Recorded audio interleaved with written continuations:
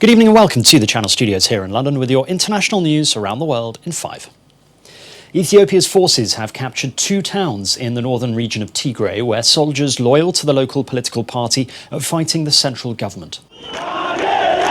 Tigray's leader confirmed the losses but said it was a temporary setback and vowed to defeat the government. Ethiopia's Prime Minister Abiy Ahmed has said his army is advancing on the Tigrayan capital Mekelle. Hundreds of people have reportedly died in 2 weeks of clashes. Hundreds of migrants have been removed by police from a crowded dock in Spain's Canary Islands following a sharp rise in the number of people arriving there from Africa.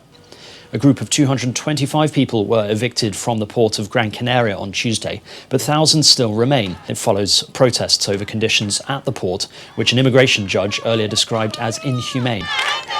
A total of 16,700 migrants have reached the Canary Islands so far this year.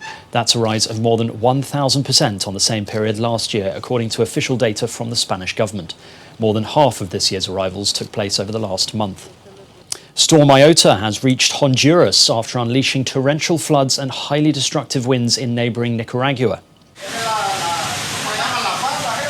President Juan Orlando Hernandez warned that all of Honduras is at risk after the storm ravaged Central America on its passage, causing swollen rivers to burst their banks, flipping roofs onto streets and killing at least 9 people across the region. The Honduran government has closed bridges and highways across the country while opening more than 600 shelters where some 13,000 residents are seeking refuge.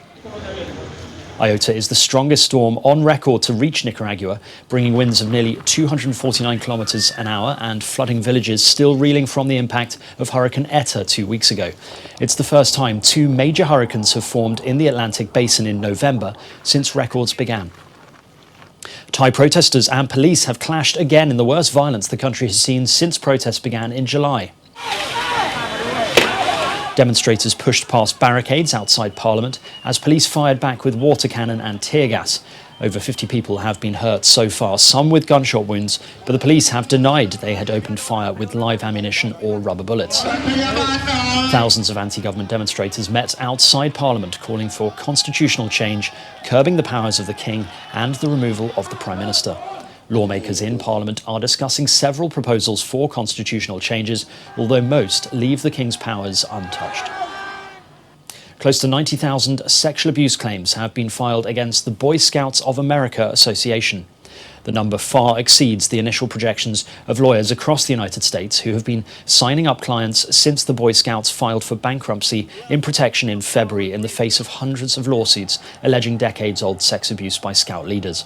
Founded in 1910, the organisation has been overwhelmed by hundreds of claims after several states removed legal hurdles that had barred people from suing over old allegations of child sexual abuse.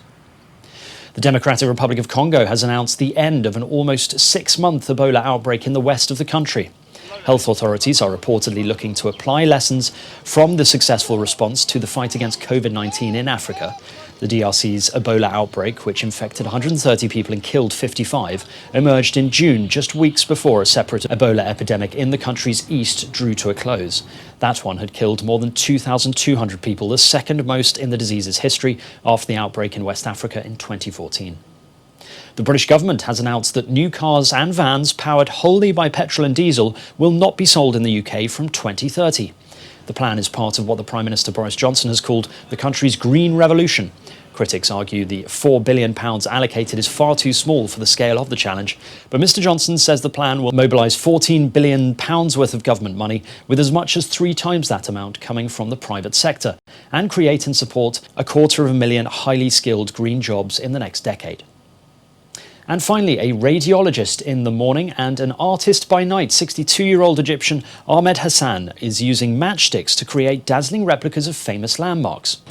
His home in the city of Gerza is full of artwork representing the ancient and modern wonders of the world, exclusively made out of matchsticks. Each piece takes him months to finish.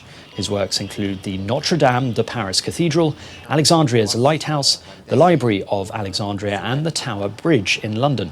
He participated in some exhibitions in Egypt and has donated some of its artwork, including the replica of the Suez Canal. However, he says he does not plan to sell any of his pieces. And that's your international news around the world in 5. Now back to the Channel Studios in Lagos.